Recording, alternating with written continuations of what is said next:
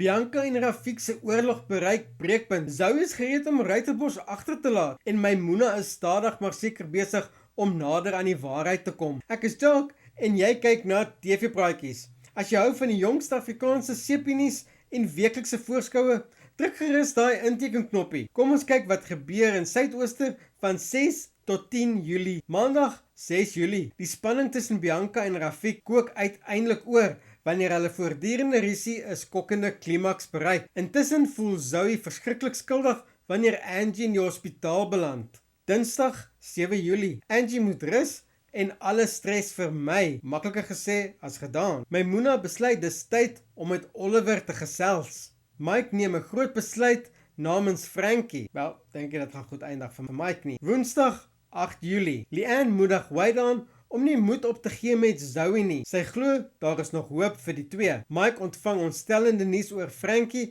wat hom diep laat twyfel oor sy vorige besluit. En Maimuna maak 'n verrassende ontdekking by die apteek wat nuwe vrae laat ontstaan.